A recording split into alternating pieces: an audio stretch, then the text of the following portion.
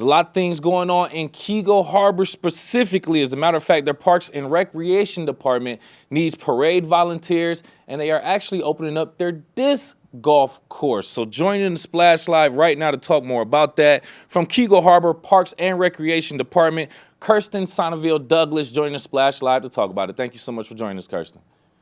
Good morning. Thank you for having me. Absolutely. It's a pleasure speaking with you per usual. So we got a lot going on. First and foremost, we have the parade in which we need volunteers for first and foremost. Just talk a little bit more about what's going on with the parade and the need for volunteers for it.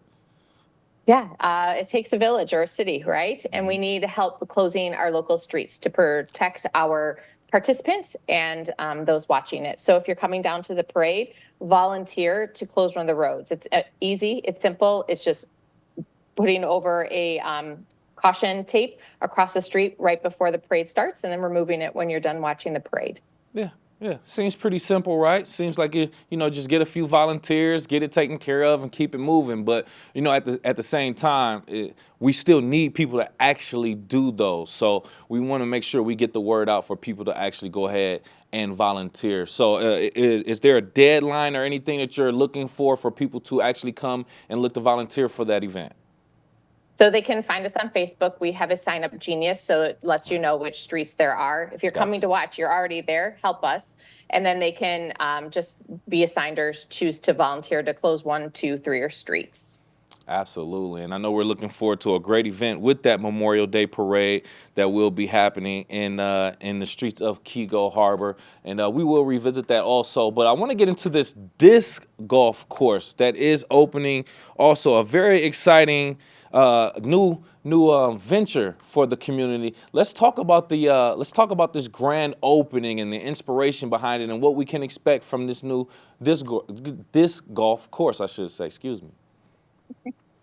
We're excited. We're always looking at new ways to activate our parks. And there was an organization that wanted to do a charity event last year, and went out and saw how amazing it was. It was wonderful to see everyone out there, from the littlest of kids in kindergarten to grandparents, being able to walk this small little course.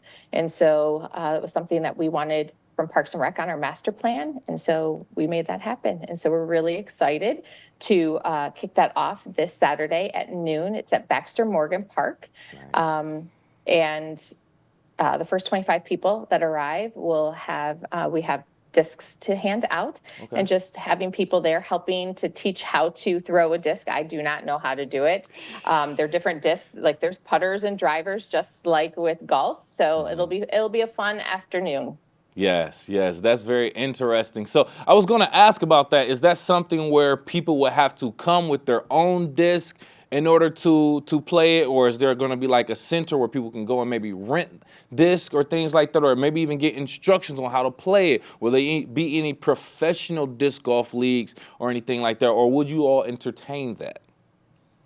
So we don't have a place right now to put discs. We've talked about possibly doing a disc library, just like a lending library, a book library there. Right. So it's something we're looking to, always constantly developing and evolving. So you would need to bring your own disc. Right. That's why we're trying to encourage the people to attend, because we'll have some of them to give out as a freebie. We will have, I don't know if they're professional, but we do have disc golf organization that will be there. Gotcha. So they'll be there to help give us guidance, teach us how to throw the disc, what the rules of the games are, and walk us through the course. So it'll be fun, and there will be instruction there. And then this summer, we're hoping that we'll have pop-up games. Rounds, that's a better word, sorry, rounds. And so stay tuned for that. We're hoping to have maybe even a Keego League, just so that people will show up like once a week or every other week to play.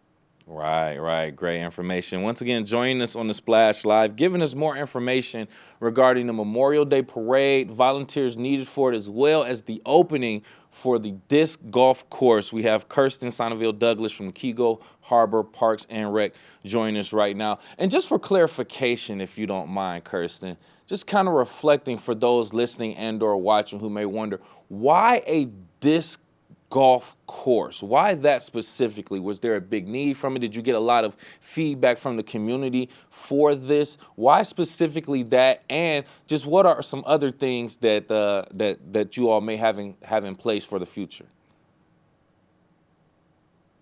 A lot of people wanted to play it. It's something that isn't age specific.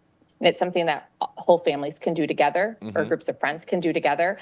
And so that was something that we're looking at different ways to activate the parks for different age ranges and people's mobility. And this park was open. And so it was something that we could put on the perimeter of the park so it wouldn't compromise the soccer field, and just another way of activating the park, right?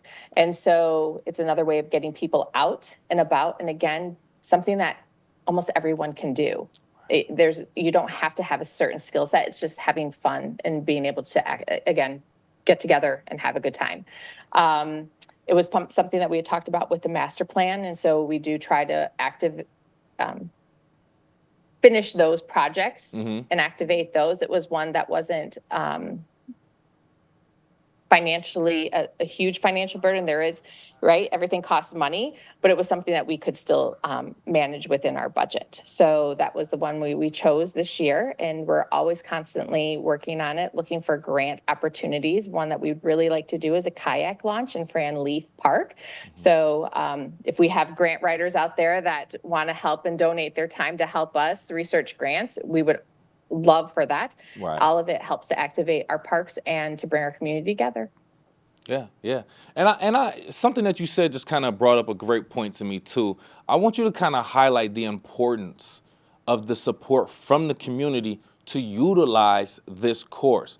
It's one thing to put something out for the community, but if you put something out, spend taxpayer dollars, and it's not utilized, it's a waste. So can you just talk about the importance of community engagement with these type of venues, parks, events, and things of that nature, how important it is for the community in general? We just want to get people out, right? And so finding different ways, what speaks to the community members, finding different avenues that way. On any given day, you'll see pickup games of soccer at Baxter Morgan, and that's specifically the park we're talking about right now. Right. And then always updating our playground equipment, adding new things. We've got a new spinner that we're adding at one of the parks that are along the trail. And it's really, we want to be able to have that for our community. Our parks are very accessible. We're such a small community, and so that way everyone's able to walk or ride a bike to our parks. And so we really want our community to be able to utilize those. Great. No, and I love that too. And that's something I feel like I need to challenge myself to get out and explore a little bit more, do some different things. I've never done disc golf, but I will be doing our community a service by just going out there, utilizing that, and just just adding some some excitement to the community. When people drive by it and see other people doing it and utilizing, they may get curious and want to stop by and make plans to come by there too. And it's just doing your part to make that type of thing happen. So it's a community effort all the way around. And just circling back real quick before we get out of here to the Memorial Day Parade and the volunteers, any advice for the volunteers, any recommendations regarding the participation for the volunteers of the parade before we go? Just reach out to us. You can access us through the city website or our Facebook page. And we're happy and thankful for anyone who's willing to volunteer and give their time to any of our projects, whether it's coming to see the parade and closing the street, to helping clean one of our parks. We're just thankful to anyone's time. That's correct. Absolutely. Got to appreciate anyone taking time out of their very busy adult schedule to come and volunteer and help the community. We got to appreciate that. Once again, joining the Splash Live from the Keego Harbor Parks and Recreation Department, Kirsten Sonneville-Douglass, thank you so much for your time. Thank you.